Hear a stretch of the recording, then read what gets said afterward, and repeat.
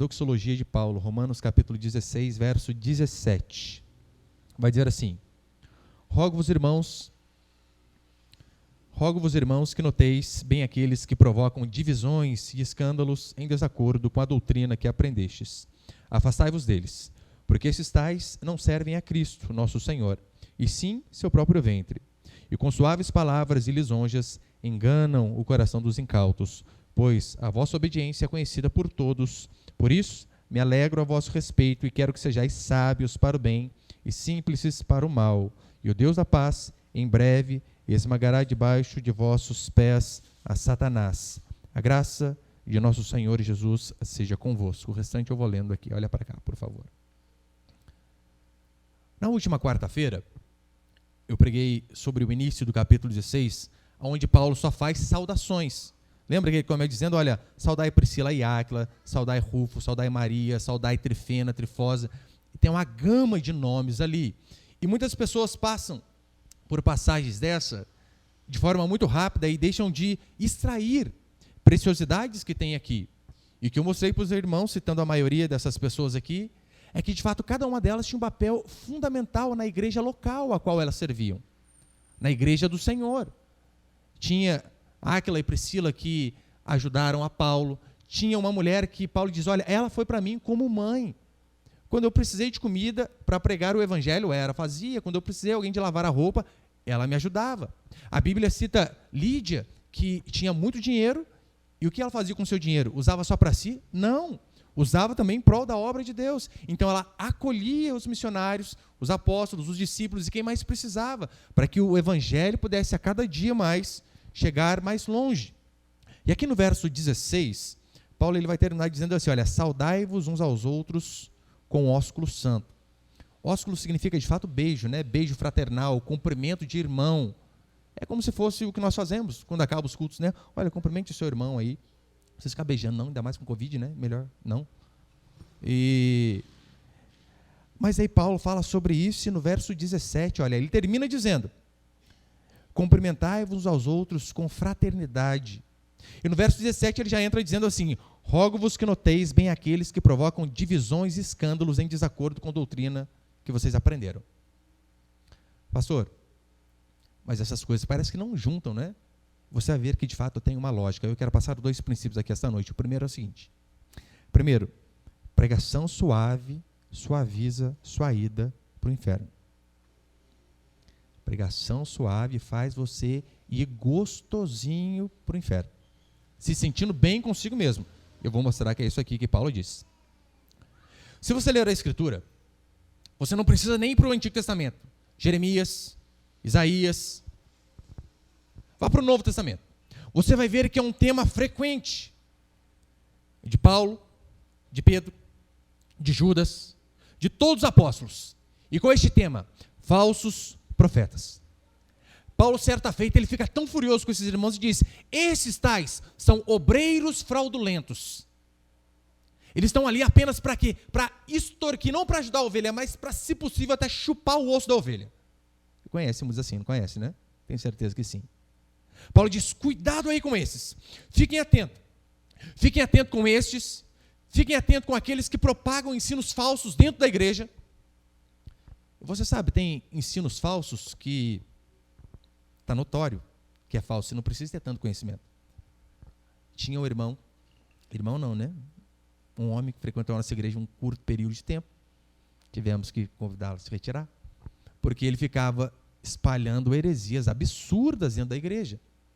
Absurdas do nível mais hard mesmo, do tipo, ele afirmava assim, e não era de sacanagem, ele dizia que Eva teve um filho com a serpente. E a gente falava: irmão, pai de besteira, né? O que você fumou? Santo Daime? E a gente achou que era brincadeira. Não, mas ele continuou falando para todo mundo que era verdade, Deus tinha revelado a ele. Eva teve um filho com a serpente. Então, algumas doutrinas absurdas que a gente ouve e de bate pronto já diz. E, cara, nem os mais ignorantes vão acreditar num negócio desse. Mas aqui Paulo, ele vai chamar de falso, não aquele que propaga essas loucuras, não aquele que rouba. Paulo aqui ele chama de falso aqueles que com suaves palavras e lisonjas enganam. Aqueles que com palavras que atraem o seu coração. Sabe quando você ouve a pregação, você até chora. Ai, meu Deus, que delícia. Paulo diz, cuidado. Cuidado com esses que, olha, com uma retórica boa, que com palavras que afagam o seu ego, que com o intuito de fazer você se sentir bem consigo mesmo, estão na verdade fazendo você desviar do caminho, e não mostraram para você o caminho correto, o caminho de Cristo.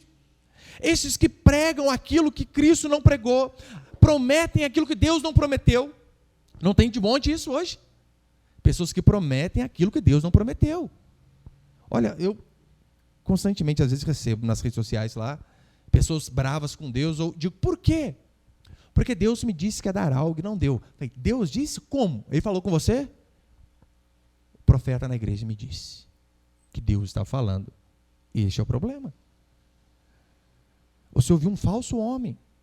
Porque imagina, chega lá, a moça com o casamento arrebentado, destruído, começa o louvor, ela só chora, e o profeta é especialista em marketing, ele vê a pessoa chorando. Eu já vi palestra ensinando de como você focar na pessoa certa. Imagina, eu estou pregando, daqui a pouco, olha ali, o Plínio está só uma bica de lágrima aqui nele. Porque Deus vai falar contigo, já viram aqui para ele, ó. É contigo mesmo! Falei, cara, quase morre na cadeira ali, Senhor. Mas toda uma tática para prometer aquilo que Deus não prometeu.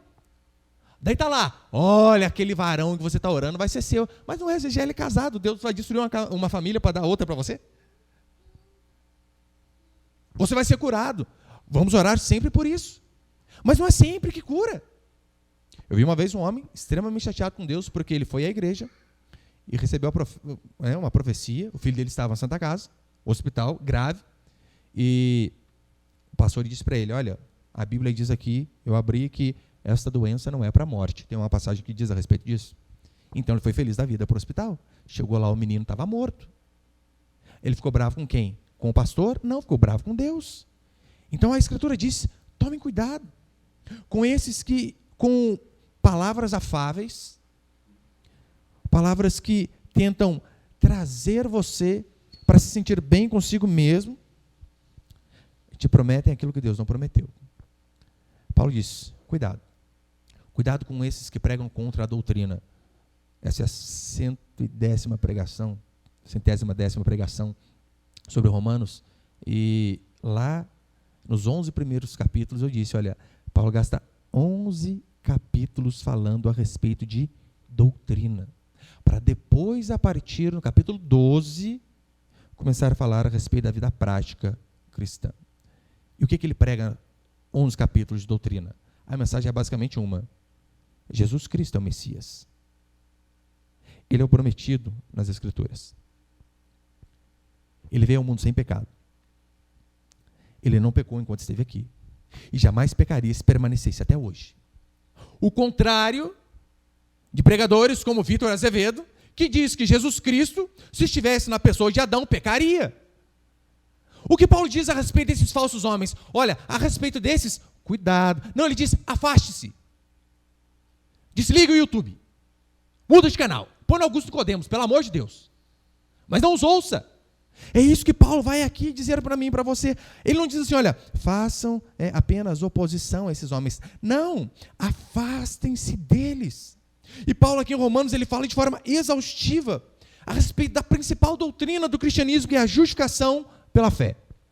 De que a nossa justiça não é com base naquilo que nós fazemos, mas com base naquilo que Cristo fez em meu e seu favor. Paulo, de forma exaustiva, ele diz, nós morremos em Adão. E por conta do pecado de Adão, todos estão condenados.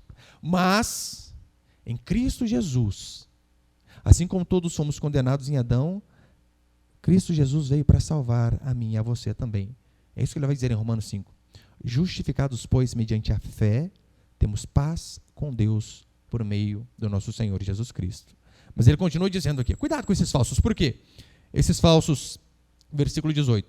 Porque esses tais não servem a Cristo, nosso Senhor, e sim ao seu próprio ventre, e com suaves palavras e lisonjas enganam o coração dos incautos. Eles não servem a Cristo. Estão preocupados apenas consigo mesmo, porque, convenhamos, você falar de assuntos polêmicos na internet dá dislike. Para que uma briga, não é? É desses que Paulo está se referindo. Esses que, por medo de confrontar aquilo que é errado, preferem ficar no campo da neutralidade. O que importa é o quê? É monetização no YouTube, é curtida, é views. E até mesmo na igreja. Porque ele sabe, olha, se eu pregar isso daqui, rapaz, pode ser que o casal ali vá embora, que o irmão não queira vir mais, que a irmã nunca mais põe o pé na igreja. Daí, por medo, o que ele faz? Não prega a verdade. Paulo diz assim para esses, olha, porque esses tais, eu gosto dessa expressão, esses tais, que ali ele está, de fato, tratando esses homens com desdém. Ele está dizendo o seguinte, olha, gente dessa espécie, este é o significado, pregadores dessa espécie, afastem-se, não os ouçam, fuja de igrejas e pastores bajuladores. Judas vai dizer a mesma coisa. Esses são bajuladores por interesse próprio, são oradores eloquentes, sim, mas não passam de trapaceiros polidos do evangelho. A carcaça por fora é bonitinha, mas estão fazendo, na verdade, um desserviço.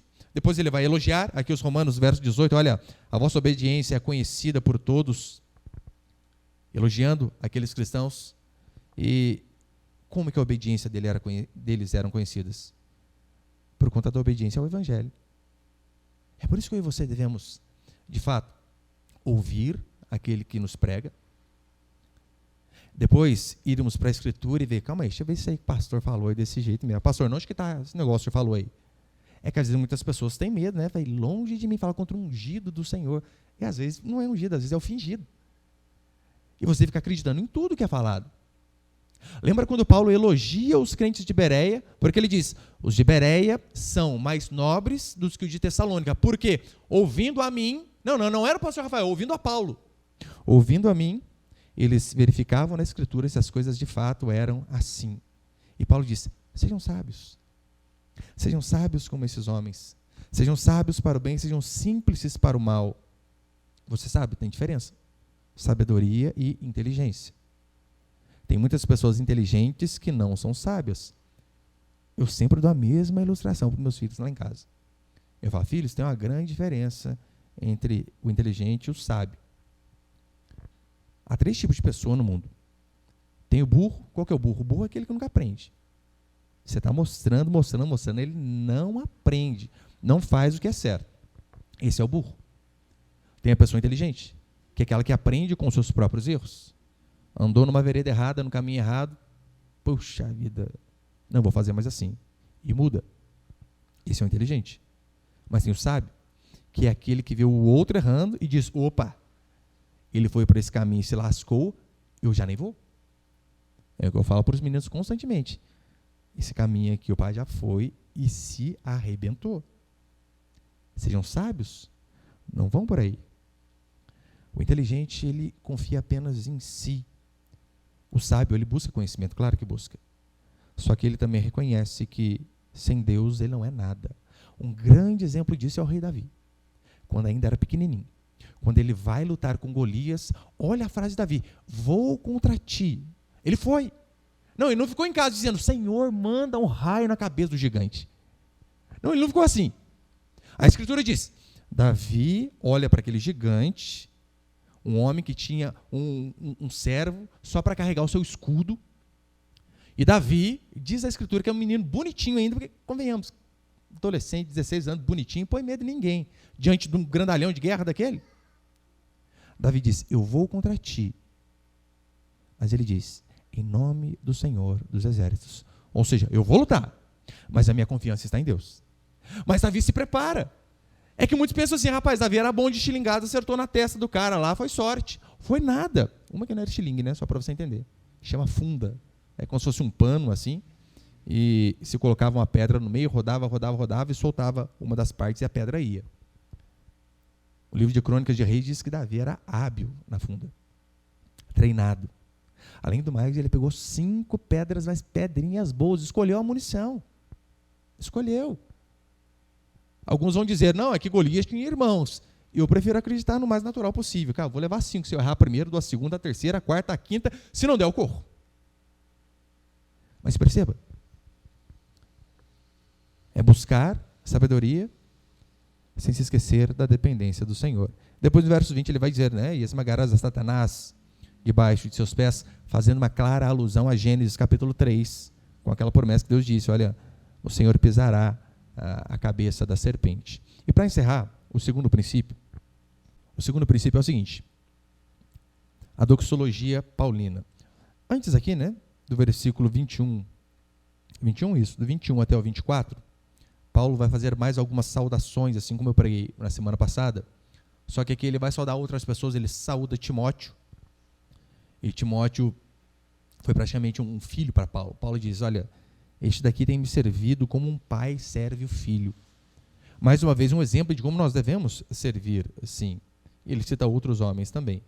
Mas aí no versículo 25, para encerrar a epístola, ele começa a sua doxologia. Pastor, o que é isso? Doxologia é um arremate, né, para finalizar, um arremate onde se glorifica a grandeza de Deus. É isso que Paulo vai fazer aqui a partir do versículo 25. Olha o que diz. Ora, aquele que é poderoso para confirmar, segundo o meu evangelho e a pregação de Jesus Cristo, conforme a revelação do mistério guardado em silêncio nos tempos eternos, e que agora se tornou manifesto e foi dado a conhecer por meio das escrituras proféticas, segundo o mandamento do Deus eterno, para a obediência por fé entre todas as nações, ao Deus único e sábio, seja dada glória por meio de Jesus Cristo pelos séculos dos séculos. Amém. Paulo aqui ele diz que o meu evangelho. Por que Paulo diz o meu evangelho? Em Coríntios ele vai explicar que o evangelho de Paulo, ele não aprendeu de teologia, como nós aprendemos hoje. O evangelho de Paulo ele aprendeu direto do próprio Deus, ele vai dizer. A pregação de Jesus Cristo era a maior preocupação do ministério desse apóstolo. E várias vezes ele se auto-intitula como arauto.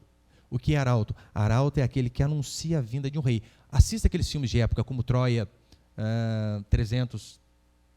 Você vai ver que quando um rei queria mandar uma mensagem para alguém, para um outro rei, ele mandava um arauto, aquele que ia antes avisando, olha, o meu rei está vindo.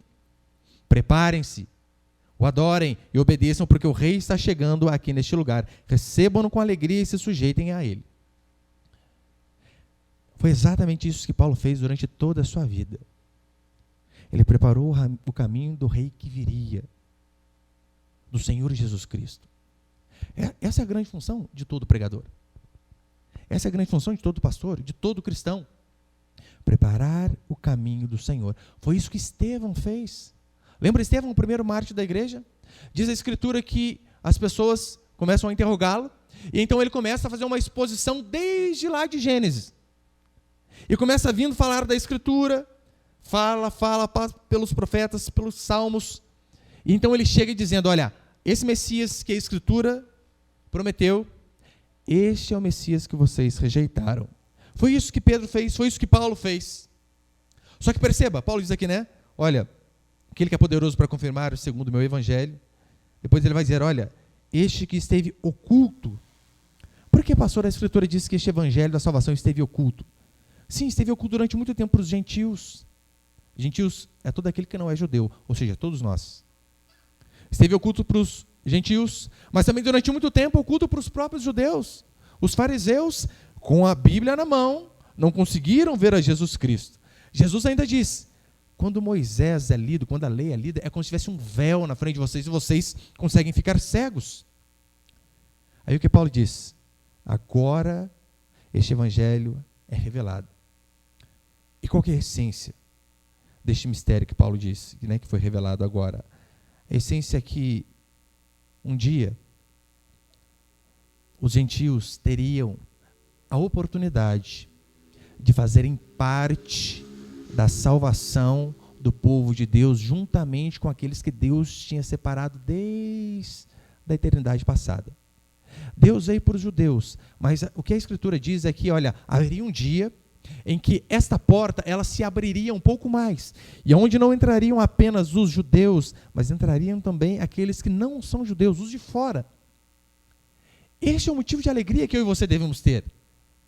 Porque se não fosse essa verdade revelada na Escritura, nós ainda estaríamos condenados, ainda estaríamos perdidos.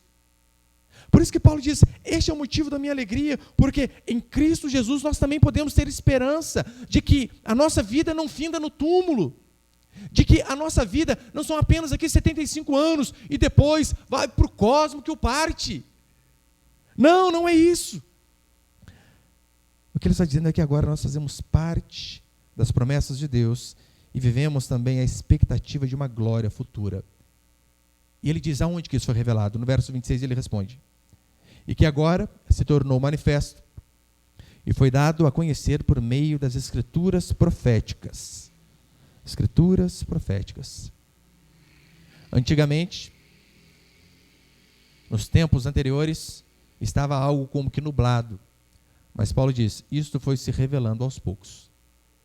Hoje, nós podemos abrir a Escritura em Isaías 53, que é um dos textos mais maravilhosos da Escritura. E podemos entender, sim, aquele cordeiro que foi oferecido como sacrifício. Aquele cordeiro não era apenas um animal, mas era o símbolo de um cordeiro que viria anos mais tarde. Agora sim nós podemos olhar para Isaías 53 e dizer, ei, agora eu entendi.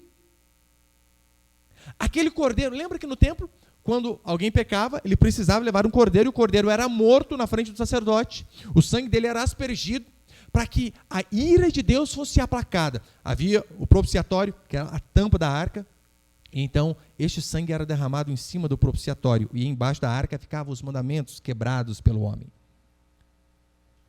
Só que quando o homem pecava, ele levava o cordeirinho, o sacerdote o matava, e o sangue era jogado em cima daquela tábua do propiciatório, onde os querubins ficavam olhando. E diz a Escritura que através daquele ato, a ira de Deus era aplacada, ou seja, Deus ficava mais calmo quando havia derramamento de sangue. E durante anos isso aconteceu. Aí então, João Batista, quando ele vê Jesus saindo do Jordão, diz assim, aquele é o cordeiro. Este é o verdadeiro cordeiro de Deus que tira o pecado do mundo.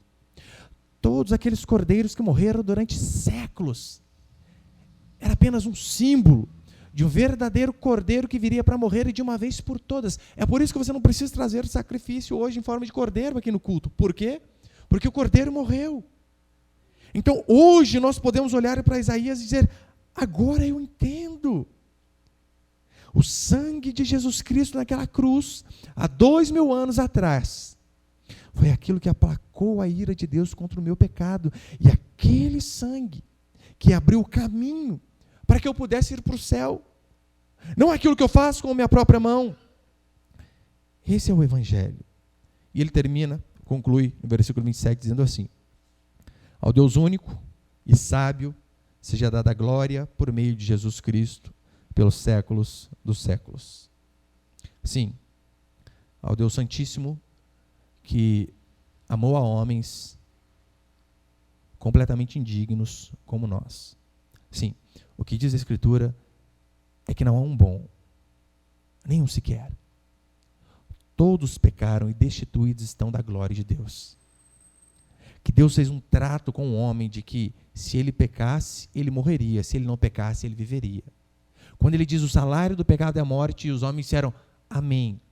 E essa mesma Escritura diz que todos pecaram. Agora, Jesus Cristo, através de seu sacrifício, o que diz a Escritura é que o preço que nós deveríamos pagar, Ele paga no nosso lugar. Portanto, a esse Deus de amor, esse amor autossuficiente, derramado em nós, que somos incapazes de retribuir. Você já pensou o que podemos barganhar com Deus? Deus, se o Senhor me amar, eu vou te dar, deixa eu ver, o que eu posso dar? Tudo que eu tenho é seu. Não podemos dar nada a Ele. Este amor absolutamente único, como Paulo vai dizer em Romanos 5. Que Deus prova o seu próprio amor para conosco pelo fato de ter Cristo morrido por nós, sendo nós ainda pecadores. Você percebeu que Cristo não nos esperou ficar bonzinhos para depois morrer? Não, não, não, não. Ele morreu por nós, mesmo sendo pecadores. O que enche a alma de Paulo e a minha de alegria é o fato de que este Deus que foi capaz de resgatar, não apenas resgatar homens imundos como eu, como vocês, nos resgatar das trevas do pecado, preparar para nós um caminho em direção ao céu, com o tapete vermelho, mas não com vermelho de púrpura, mas com vermelho de sangue, para que apenas por este caminho nós pudéssemos alcançar a Deus. É isso que Hebreus vai dizer. Tem depois ousadia para entrar no Santo dos Santos, para chegar diante do Senhor. E de que forma? Pelo sangue do Cordeiro. Por isso que o Senhor diz, por isso que Paulo diz, este Deus sábio, este Deus que não trapaça, não trapaceia, jamais, não faz trapaça. Diferentemente dos homens, porque convenhamos, Deus fez o mundo, o homem errou, ele podia dar um jeito. Falei, calma aí, para que morreu meu filho? Não, faz o seguinte, eu perdoo vocês aí, problema resolvido, meu filho continua tranquilo. Mas ele mesmo tinha instituído uma lei. E nessa lei dizia que o salário do pecado era a morte. E o que a Escritura diz é que todos nós pecamos. Ou seja, alguém necessitava morrer. Para que eu e você pudéssemos estar aqui, tendo a oportunidade de ouvir o Evangelho, alguém precisou morrer no meu e no seu lugar. E Deus, ele não trapaceia. O que ele faz? Ele não muda a lei. Diferente dos homens, não é? Os homens são assim. Eles fazem uma lei. Mas a partir do momento que eles veem que aquela lei se volta contra eles, eles reformulam, fazem uma PEC na lei, né? Dá uma mudadinha ali. Eu vejo o nosso país realmente é uma grande palhaçada, juridicamente falando. Onde o nosso Supremo Tribunal Federal aprova uma lei, mas de repente ele se vê atado com suas mãos, porque, nossa, o nosso camarada está preso, o que nós fazemos para soltar o Lula agora? Muda a lei, mas a gente mudou já em 2017, muda de novo. Os homens fazem isso, eles trapaceiam. A lei no Brasil vai de acordo com a cara do cliente.